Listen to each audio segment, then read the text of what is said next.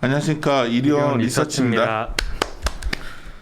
분위기는 그런 것 같아요. 어제 미국 좀 물가가 좀 컨선 이상으로 좀 그래도 나왔음에도 뭐 시장이 내성이 생긴 거 아니냐 이런 말도 나오고, 또 최근에 보면 우리 증시에서도 어제 이제 개인들이 팔면 사람들이 이제 어떻게 생각하냐면, 야 역시 여기서 팔고 내일 또 밀리면 사겠구나 막 이런 저희 뭐 믿음들 그냥 이렇게 간 것 같아요. 근데 이제 우리가 접근할 수 있는 거는, 여기가 자꾸 픽아웃 단어 쓰니까 불편해들 하시는데 심플합니다. 이 모멘텀은 픽아웃 되는 거 맞죠 지금? 그죠. 뭐 단순하게 기저 효과만 생각해도 2분기가 그로스는 가장 높은 시점인 거고, 이후에는 그로스는 2분기에 가미폭이 컸으니까 그냥 YOY로 보면은 떨어져 나가는 거는 맞습니다. 그게 중요치 않다 할 수도 있고, 이제 뭐 모르겠어요. 네. 중에서 뭐 그게 의미 없다 하면 시장을 시장이 성격이 바뀐 좋게 거니까. 보시는 분들은 이제 레벨이 올라와 있으니까 증가율 꺾이는 게 뭐 큰 문제냐라는 얘기를 하시는 거고, 저희 같은 경우에는 그렇지 않을 것 같다라고 좀 생각을 하는 거고요. 뭐 사실 예. 그쵸, 오늘 아침에 그 모건의 다이먼이 했던 말이 되게 의미 있는 것 같아요. JP 모건이 진짜 굉장히 서프라이즈가 나왔는데, 뭐 CEO가 이러한 실적은 이어지기 힘들다. 그렇죠. 예. 예. 사실 지난달이었나 이미 트레이딩 쪽에 있어서 사람들이 제일 좋았던 작년 2분기 시점을 가져오면서 추정을 하는 것 같다. 그 절반으로 깎아야 오히려 실질적인 실적에 맞춰질 것 같다. 이런 얘기를 했었거든요. 그 연장선이라고 저는 좀 생각을 하고 있습니다. 예. 전자도 이런 거죠. 이제는 전자에 대해서 10만 전자 많은 사람들이 줄어드는 것 같아요. 이제는 그렇죠. 한참 이제는 그거야 뭐. 근데 이제 다들 이 생각이죠. 2분기 12.5조나 나왔는데 삼성전자 왜 이러지? 그렇죠. 3분기 15조 넘는다고 그러는데 연간을 50조가 넘는다는데. 근데 중요한 거는 결국은 이 물량을 이제 어제 물가도 보면은 하여튼 여러 가지 차질 이슈가 계속 이어지는 것 같기 때문에 물가가 약간 또 버틸 것 같고, 그다음 코스트 이슈가 돼. 코스트 이슈 다들. 그래가지고 맞습니다. 예. 코스트 올라온 거에 대해서 저렇게 많이 출하했는데 그만큼 저 가격 유지할까? 뭐 이 단순한 질문들 하고 있는 거예요. 이게 어려운 내용들이 아닌데 자꾸 이걸 너무 막 이게 보세요 뭐 이렇게 얘기해버리면 저희가 할 말이 없는 거죠. 근데 삼성전자도 그랬고 어제 다이먼의 JP 모건도 그랬고, 이걸 보면 이 픽아웃 얘기가 그렇게 이상한 얘기는 아니고요. 그렇죠. 오늘 되게 중요한 게 있는 것 같아요. 오늘 그 롯데 케미칼에 대해서 이하나 연구원이 녹음하기 싫어하더라고. 홀드 의견 냈는데 또 욕먹는다고 하난다. 근데 이런 게 좀 아쉬워요 저는. 왜냐면 그러니까 로켓도 반등은 나오겠지만 사실 실적 픽아웃 얘기가 일찍 했거든 케미칼을. 그렇죠, 로켓 같은 건 안 된다 그냥 했던 건데, 오늘 또 홀드 의견을 내니까 자기가 내면 이제 두렵다고 하더라고. 근데 사실 애널리스트들이 자꾸만 대중과 소통을 피하려고 하니까 제 입장에서 좀 짜증 나는 상황인데, 뭉뚱그려서 그냥 이 장은 뭐 빠진다 안 빠진다가 보다 저한테 픽아웃 얘기가 이상한 거 아니냐, 뭐 지원행보냐 하는 상황까지 있더라고. 그래서 이거 왜 이렇게 생각하지? 되게 나도 이제 그러다 보다가 이제 가끔 TV에서 하는 증권 채널이나 유튜브 보다 보면 그렇게 이상한 말도 하는 사람들이 많더라고. 막 애널리스트들이 뭐 이상하게 한다는데, 아니에요. 심플한 거예요. 그냥 증가율이 꺾인다는 얘기고, 그게 주가와 연동될지 안 될지 다음 문제고, 저희들이 틀릴 수도 있으니까. 근데 과거에 EPS나 매출 모멘텀 보면 그렇죠. 많이 연동됐었잖아. 그렇죠. 그 얘기 하려고 하는 거니까 이 자료가 그런 데이터 좀 확인해 주는 거니까요. 쭉 들어볼게요. 그런 생각을 하는 이유가 사실 지금 그리고 길게 보면 뭐 3분기까지의 실적이 좋을 거를 바라보고 주가가 이미 달려오지 않았냐 하는 생각이 사실은 제일 큰 거고, 그래서 자료 제목도 이제 선반영과 픽아웃 우려 이렇게 좀 잡았다. 솔직히 말하면 주가는 잘 안 빠질 것 같아요. 왜냐면 그죠. 이런 걸 별로 안 보는 것 같아. 부분이 이제는 사람들이 그냥 장기적으로 봤을 때 우량주 사서 들고 가면 이길 것이다라는 마음들이 강하고, 그거를 비아냥거리는 게 아니라, 시장에 내가 이제 가끔 출연하는 3프로에서 김동완 소장이 맨날 나한테, 자기들은 아무래도 개인 투자를 많이 접하니까, 그리고 또 우리 연블리도 맨날 나한테 전문님 하면서 얘기하는 거 보면 개인 투자들이 굉장히 시장에 대해서 굳건하다는 거지 지금은. 그거는 당신이나 내가 놓치는 부분일 수도 있는 거야. 근데 이제 우리는 그래도 이런 부분들을 봐왔으니까. 그래서 오늘 아침에 콜오면 딱 심플하게 얘기했는데, 분위기로 보면 좀 주춤할 것 같은데 오늘 같은 날 또 왕창 살 것 같은데요. 그래서 잘 안 빠질 것 같다고 얘기를 했는데, 봅시다. 3만원가 피가 오죠. 쭉 한번. 페이지로 보면 자료는 이번부터 이제 미국이랑 한국을 같이 음. 실적 시즌 프리뷰 자료를 작성을 하고 있고요. 뒤쪽에 이제 파트 2, 파트 3로 해서 한국이랑 미국 업종별 데이터들 정리를 해놨으니까 약간은 차트북 같이 활용을 하셔도 그치. 좋을 것 같습니다.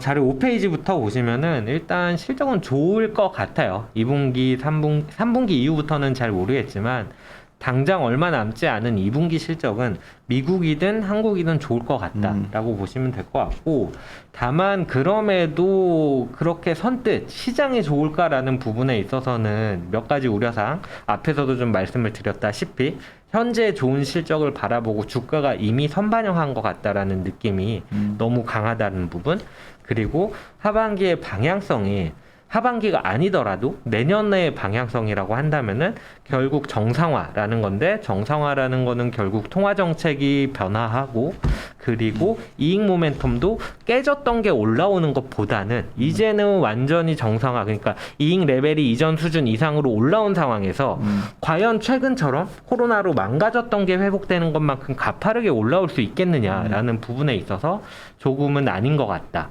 거기에다가 더해서 이익의 선행지표라고 할 수 있는 것들이 약간은 조심스러운 징후를 나타내고 있다라는 부분이 있어서 이번 실적 시즌에는 숫자는 잘 나오겠지만 그 이외의 부분들을 조금 더 확인을 해야 될 것 같다라고 말씀을 드리는 거고, 그래서 대응은 사실 업종에 대해서는 특별히 좋아 보이는 업종을 제가 손쉽게 접근할 만한 업종을 찾지는 못했어요. 그래서 개별 종목 중심으로 좀 접근을 하자라고 말씀을 드렸고, 그래도 업종을 하나 찾아보자면은 자동차가 그래도 좀 좋아 보인다. 이 정도로 자동차가 좀 우리가 계속 얘기를 잘 안 되던데. 네, 미국 시장을 보고 좀 말씀을 드리는 건데 그 부분은 뒤에서 좀 자세히 말씀을 드리겠습니다. 자료 5페이지 보시면은 S&P 500 기준으로 봤을 때 미국 2분기 YOY로 순이익이 64% 정도 증가할 걸로 예상이 되고 있고요. 증가율이 높다라는 부분은 사실은 다 알고 계시는 부분이고, 그 기저에는 말씀드렸다시피 작년 2분기의 실적이 워낙 망가졌었기 때문에 기저효과의 영향이 컸다라는 부분, 다만 기저효과를 뛰어넘는 실적이라는 점에서는 긍정적으로 평가할 만하다라고 말씀을 드리는데, 그 이유는 코로나 이전인 19년도 2분기, 18년도 2분기보다도 실적이 어찌되었건 레벨업하는 모습은 맞기 때문이다라고 보시면 될 것 같아요. 다만 1분기 대비해서 QOQ로는 조금 부진한 모습이 나타나고 있어요. 그 부분이 왜 그렇느냐라고 하면은 6페이지 아래쪽에 마진율 차트를 좀 넣어드렸는데, 네, 6페이지 마진율 차트를 넣어드렸는데 미국에서는 어찌되었건 1분기가 이례적인 시점이었다고 판단을 하는 것 같아요. 최소한 컨센으로는. 물론 미국은 컨센 대비 발표 실적이 더 잘 나오는 경향이 있기 때문에 마진율도 이거보다는 좀 더 높을 가능성이 있어요. 하지만 그렇다고 하더라도 과거의 추세적인, 과거의 평균치 레인지 안에서 움직이는 수준이지 않을까라고 좀 보고 있는 거고요. 7페이지로 넘어와서 업종별로 보면요, 어떤 업종이 회복을 주도하느냐, YOY로 봤을 때는 역시나 2분기, 작년 2분기에 망가졌던 은행, 에너지, 커뮤니케이션 같은, 운송 같은 업종들이 회복을 주도하고 있다라고 보시면 될 것 같고요. 8페이지로 넘어와서 보시면은 전분기 대비로는 조금 실적이 부진하다라고 말씀을 드렸는데, 여기에서 알 수 있는 부분은 뭐냐면은 포스트 코비드 회복의 차별화가 있다라는 부분입니다. QOQ로 여전히 좋은 거는 운송, 소비자 서비스, 내구재, 의류 이런 것들인데, QOQ로 떨어지는 것들은 반대로 은행이나 기타 금융, 보험 같은 금융 쪽, 아니면은 커뮤니케이션 이런 쪽이다라고 보시면 될 것 같아요. 커뮤니케이션 같은 경우에는 사실 종목이 넷플릭스 같이 코비드 환경에서 좋았던 것들과 페이스북이라든지 구글이라든지 이런 광고 수입의 비중이 좀 높은 애들이 있어서 좀 차별화되는 모습이 나타나서 조금은 딱 일방향으로 말씀드리긴 어렵지만, 대표적으로 은행 같은 경우에는 이제 충당금 환입이라든지 트레이딩에 대한 이익 기여라든지 이런 부분들이 조금은 떨어지다 보니까 순이자 수익, 순이자 마진 이런 것들이 올라오는 것들이 완벽하게 충당을 하지는 못한다라고 보시면 될 것 같습니다. 9페이지로 넘어와서 한국 시장인데요. 한국 같은 경우에도 2분기 실적이 좋을 걸로 예상이 되고 있습니다. 영업이익 기준으로 2분기 YOY 76% 정도 증가할 걸로 예상이 되고 있고요. 미국과의 차이점이 무엇이냐라고 봤을 때 QOQ로도 상대적으로 견조한 이익이 예상이 된다라는 부분이에요. 그 차이가 근데 여기 보면 이게 숫자에 있는 게 증가율 떨어지는 거 말하는 거죠? 여기 예, 맞습니다. 75.7에서 38.8로 빠지잖아요. 네, 맞습니다. 그리고 매출액은 18에서 9.7로. 네, 이게 맞습니다. 이제 매출이 원래 더 훨씬 적었는데 증가율이 네. 떨어지는 거잖아. 네. 증가율 자체는 약해지는 게 요 얘기한 거잖아요. 네, 그쵸. 이 부분은 이제 단순히 사람들은 이제 네. 막대기가 올라가는데 왜 그러냐 자꾸 얘기를 하길래. 이 숫자요. 그러니까, 이 숫자는 증가율 숫자입니다. 그러니까. 그 부분이 헷갈리실 수 있는데 뒷부분 그러니까 2분기부터 4분기까지 숫자를 위에 놓은 이유는 아래에 있으면 잘 안 보이실까봐 위로 그러니까. 당겨 놓은 거거든요. 그런 착각이 좀 있을 수 있겠네요. 어쨌든 증가율 숫자니까 좀 참고해 주시면 좋을 것 같고 QOQ로 그래도 좀 견조하다라고 말씀을 드렸는데 그 이유가 무엇이냐라고 보면 10페이지 보시면은 위쪽 차트에 마진율을 넣어드렸는데 한국 같은 경우에는 1분기 대비해서 2분기의 마진율이 더 좋아질 걸로 예상을 하고 있기 때문이다라고 보시면 될 것 같고요. 정리해 보면은 2분기는 한국이나 미국이나 실적 다 좋을 것 같아요. 그 이면에는 미국 같은 경우에는 마진율에 대한 개선 기대가 없음에도 불구하고 이런 실적을 예상하고 있다라는 부분에서 한국이 마진율 추정이 높다라고 해서 무조건 이게 아닐 거다라고 말하기는 어렵겠지만 미국이 상대적으로 부담이 덜하고 한국이 상대적으로 부담이 좀 더 크다라고 보시면 될 것 같아요. 왜냐면은 마진율이 실제로 잘 나올 수 있어요. 추정한 대로. 그렇다고 하더라도 우리나라는 단순히 컨센 충족하는 수준인 거고 미국 같은 경우에는 컨센을 상회해버리는 이슈가 돼버리기 때문에 상대적으로 접근을 할 때는 미국 시장이 조금은 더 손쉬운 접근이 될 수 있다라고 좀 보고 있습니다.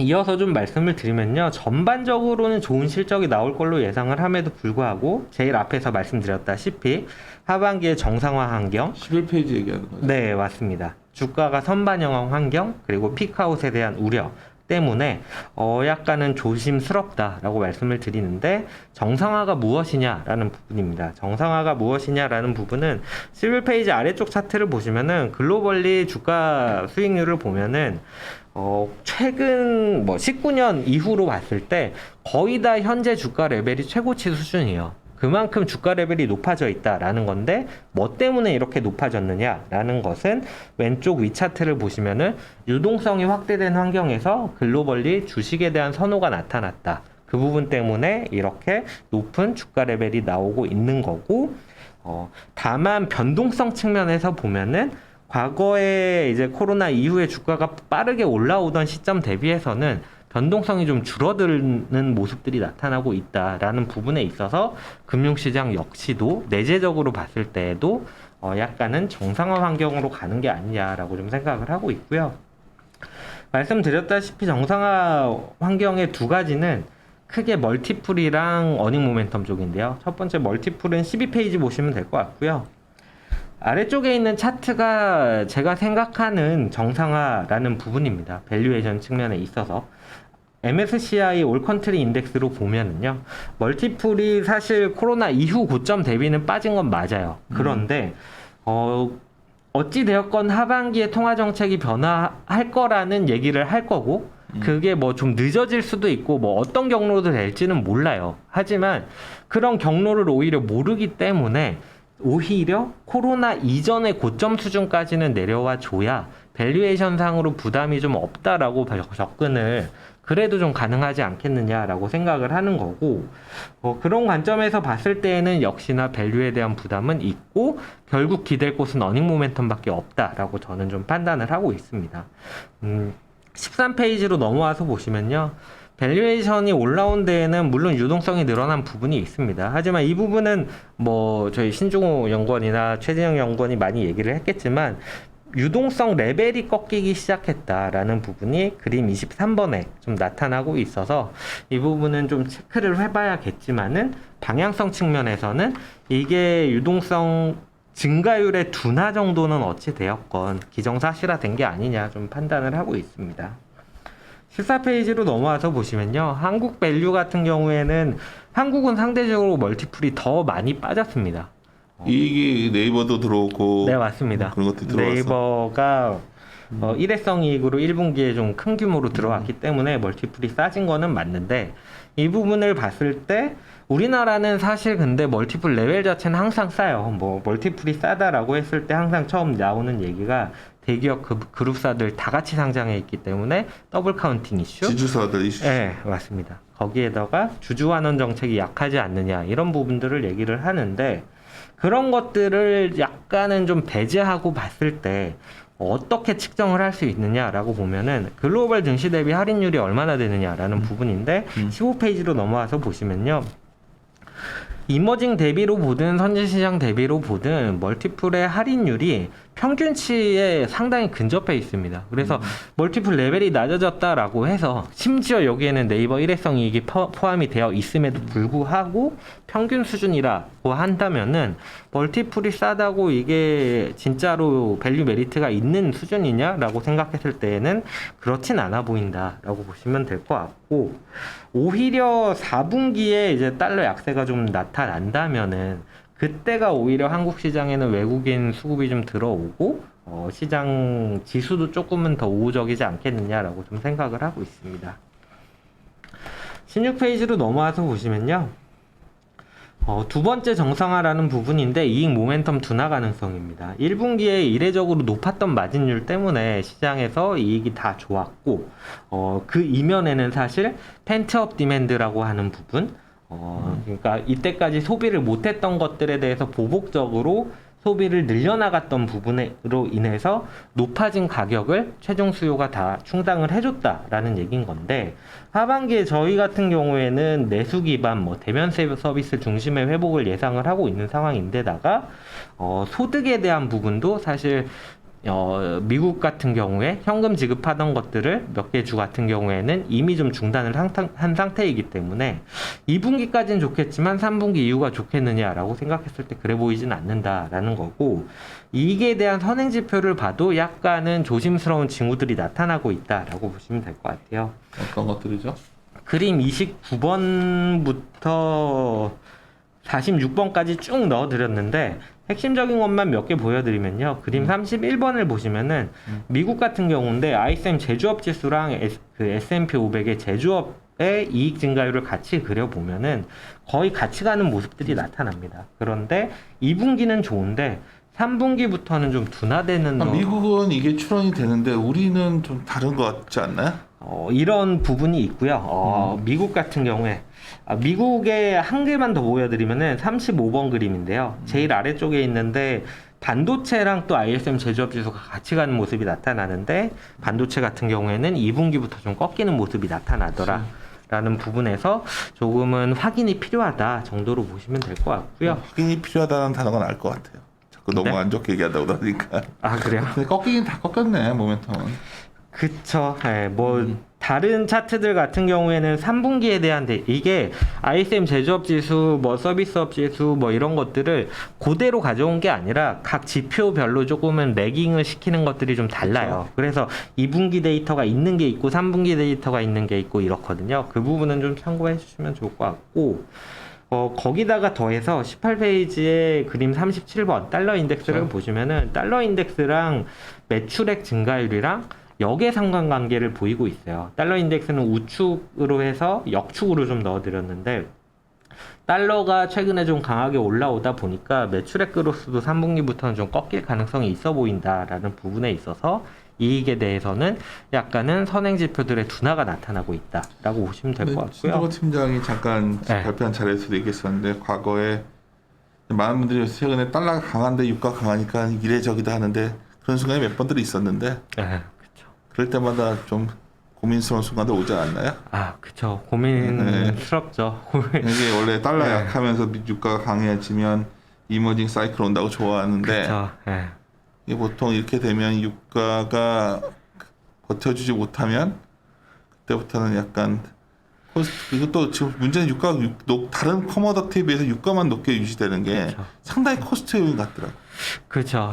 그리고 사실은 또 높은 것도 물론 뭐 펜트업 디맨드 얘기가 있긴 하지만 공급 사이드 쪽에 이슈가 더 많다고 일단은 좀 판단이 되기 때문에 그거를 뭐 수요로 연결짓기에는 약간은 무리가 있는 것 저는 같고. 사실 그래요. 네. 오늘도 빨리빨리 해야 되니까 듣고만 있으려고 하는데 무조건 뭐 가격이 오르면 수요가 강하다, 뭐가 많이 사고 있다는 한 번만 매출 쪽을 뒤져보시라는 거죠. 한 번만 매출 사이드 한 번만 딱 뒤져보면 뭐지? 아, 그런 상황이에요 지금. 네. 그러니까 뭐 그래서 그런 게 아주 뭐 좀 단순한 데이터들인데, 그렇죠. 네.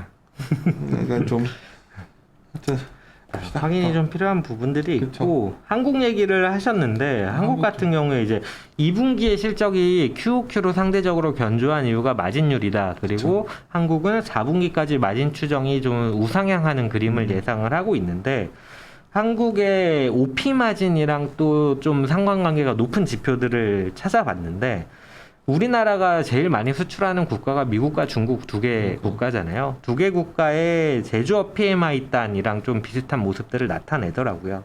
미국 같은 경우에는 제조업의 자재 가격 단, 그리고 중국 같은 경우에는 PMI 수입 단이랑 좀 비슷하게 나타나는데 ISM 지표 제조업 지수 같은 경우에는 이번 달에 쇼크를 기록을 했어요. 물론 아직 자재 가격이 빠지지는 않았지만 ISM 제조업 지수가 쇼크를 냈고 그리고 신규 주문이 그렇게 공격적으로 못 올라오는 상황이라면은 결국 ISM 자재 가격도 좀 빠질 가능성이 있지 않겠느냐라고 보는 거고 우측 하단에 있는 중국 제조업 PMI 쪽도 보시면은 제조업 PMI의 수입이라는 세부 지표랑 좀 상관관계가 높게 나타나는데 이 지표가 50을 하회하는 수치를 기록을 했어요. 그 말은 결국 마진율의 선행 지표들이 약간은 부담스러운 상황인 것 같다라고 저는 좀 판단을 하고 있습니다. 그래서 결론적으로는 개별 종목을 좀 말씀을 드리는 거고요. 20페이지로 넘어와서 보시면요. 말씀드렸던 주가가 선반영한 것 같다라는 부분을 어떻게 찾아야 될지 저도 좀 고민을 많이 했는데 그림 47번이랑 49번 20페이지 21페이지 보시면 될 것 같은데 미국이나 한국이나 업종별 주가 수익률을 봤을 때 EPS의 변화율로 설명되는 부분이 상당히 커요. 그러다 보니까 이때까지 좋아질 것들은 주가가 좀 선반영한 게 아닌가라고 생각을 하는 거고 만약에 선반영을 인정을 못하겠다라고 하더라도 이때까지는 EPS가 이렇게 가파르게 올라와 주면서 주가가 올라왔던 건데 앞으로는 말씀드렸다시피 모멘텀 둔화는 거의 확실을 하고 그리고 하향 가능성까지 있는 상황이라면은 이제는 조금은 좀 조심스러운 그런 모습이다라고 좀 판단을 해주시면 좋을 것 같아요.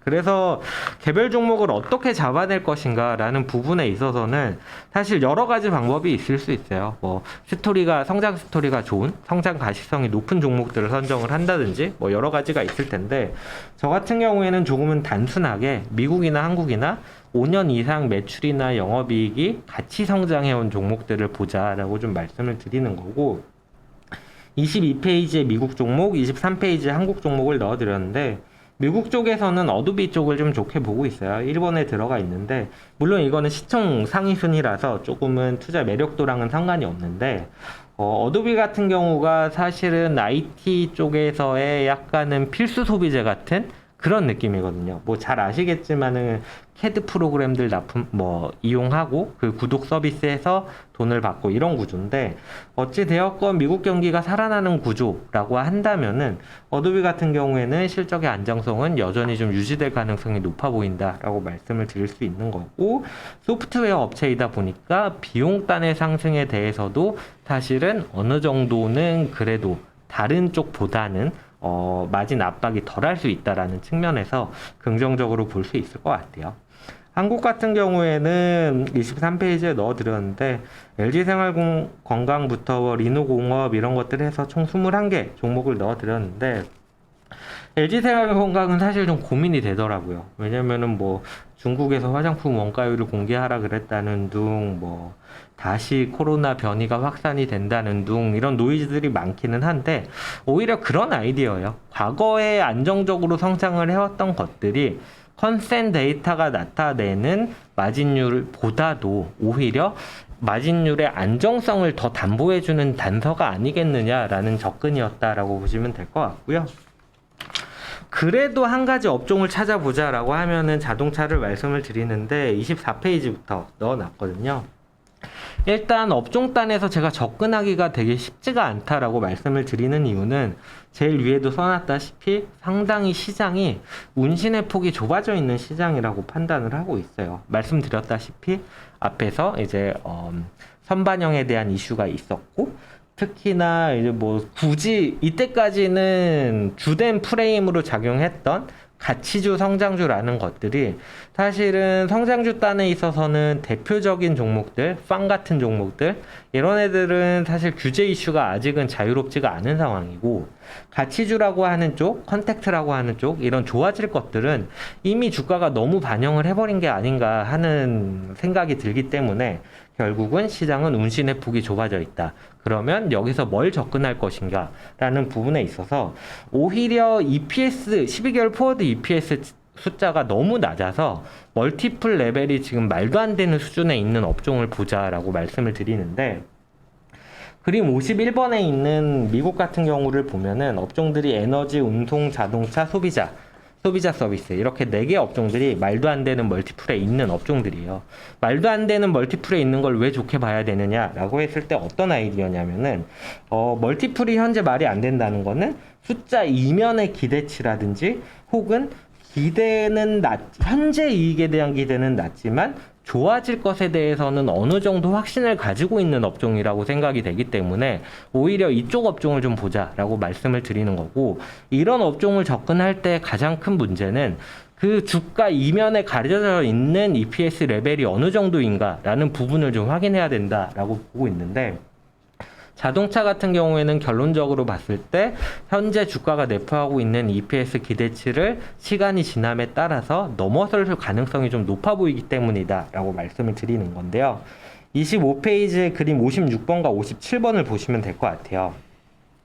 이게 말씀드렸던 PER이 왜곡되어 있는 4개 업종들인데 얘네들 같은 경우에 좀 이게 계산을 일일이 설명하기는 조금 어려워요. 조금 어려운데 결국 어떤 거냐면은 현재의 멀티플이 시장 대비에 시장이 올라온 비율만큼 그러니까 현재의 멀티플은 높지만 과거 평균치 정도의 멀티플이 회귀하기 위해서는 EPS 레벨이 얼마나 올라와야 되느냐를 계산한 게 57번에 있는 옅은 파란색, 가장 옅은 파란색 막대기 EPS 레벨이다 라고 보시면 될 것 같은데 대부분 에너지 업종을 뺀 나머지 3개 업종은 거의 진한 파란색 막대기 그러니까 이미 주가가 내재하고 있는 EPS가 코비드 이전의 최대치 정도를 거의 다다른 상황이에요. 근데 자동차 같은 경우에는 그림 54번에 보시다시피 순이익 단위 봤을 때